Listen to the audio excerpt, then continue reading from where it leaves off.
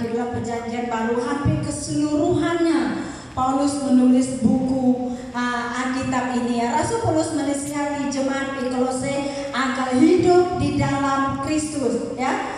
Tetap hidup di dalam Kristus berarti seterusnya dan selamanya tinggal atau berhubungan erat ya dengan Kristus, bukan dahulu melainkan sekarang, bukan hanya sekarang melainkan esok, lusa akan datang. Seumur kita hidup kita akan berhubung dengan Kristus. Ada amin ya. Jadi jemaat di Kolose ya, saudara-saudara ya, sedang berhadapan dengan pengaruh negatif ya. Jadi kenapa Paulus menasihat mereka ya, jemaat di Kolose pada waktu itu saudara-saudara ya, mereka sedang berhadapan dengan pengaruh yang sangat negatif ya. Mereka tidak berpusat lagi hati mereka, hidup mereka kepada Kristus ya saudara-saudara. Hidup mereka, iman mereka ya tidak lagi berpusat kepada Kristus ya, dan hidup kerohanian mereka terombang-ambing ya, tidak serius dengan Tuhan ya, tidak ada disiplin dalam hidup kerohanian mereka. Jadi Paulus melihat kerohanian mereka ini semakin hari semakin turun, semakin hari semakin tidak semangat.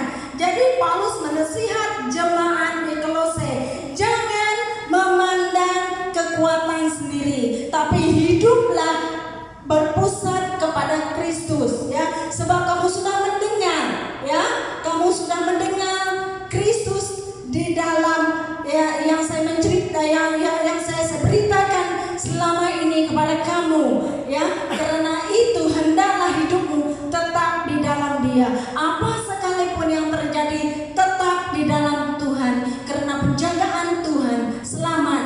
Tuhan adalah penolong yang setia. Amin saudara-saudara ya. Jadi kita lihat ya saudara-saudara, pada waktu itu Paulus coba menasihat jemaat di Kolose supaya mereka tidak lagi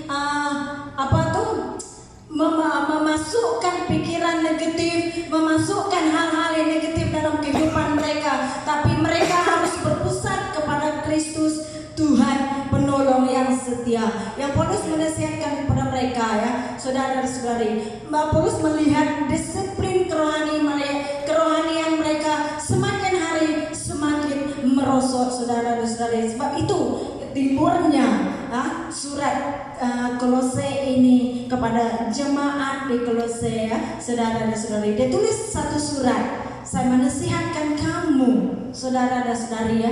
Kalau kamu membaca surat dari Kolose ini, saudara-saudari, itulah nasihat Paulus kepada jemaat itu ya.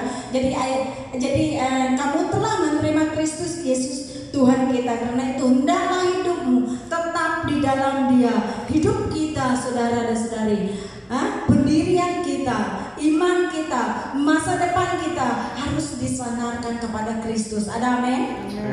Ada amin? Sebelah kanan kiri, hai jiran, iman kita harus disandarkan kepada Kristus. Ya, haleluya, haleluya. Jadi saudara dan saudari, hidup kita ini sangat penting, saudara dan saudari. Kalau kita menyimpan negatif, maka akan jadinya negatif. Kalau kita simpan positif, maka jadinya akan positif. Sebab itu kenapa firman Tuhan mengajar kita hari ini, hiduplah di dalam Tuhan, tetaplah di dalam Tuhan, percayalah akan firman Tuhan, karena firman Tuhan ini mempengaruhi ini, firman Tuhan ini mempengaruhi pikiran ini. Ini pikiran kita ini adalah sesuatu yang komputer. Kalau komputer ada virus, apakah jadi dia akan lembab ya, bertindak lembab. Jadi pikiran kita ini komputer, saudara-saudara. Saya mau kita berfokus kepada Kristus ya. Amin. Amin. Haleluya. Yesaya 29 ayat 13 mengatakan sebegini. Kenapa ya saudara? Pada waktu itu ya, Tuhan melihat jemaat pada waktu itu, mereka orang Yahudi pada waktu itu tidak memandang kepada Tuhan. Jadi Tuhan memakai Nabi Yesaya untuk berfirman seperti ini. Yesaya 29 ayat 13 mengatakan, dan Tuhan telah berfirman, oleh karena bangsa ini datang mendekat dengan mulutnya dan memuliakan aku dengan bibirnya, padahal hatinya menjauh daripadaku, dan ibadahnya kepadaku hanyalah perintah manusia yang dihafalkan. Jadi Tuhan mengerti isi hati kita. Kita ibadah betul-betul pun Dia tahu. Kita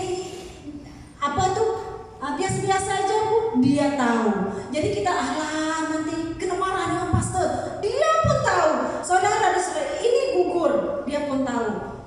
Gugur buat kita berapa helai, Dia tahu. Hati kita, pikiran kita, Dia tahu. Saudara dan saudari, saya selalu berhubung dengan Mariana. Kadang-kadang saya berdiam diri, Madi kenapa kamu diam? Dia cakap,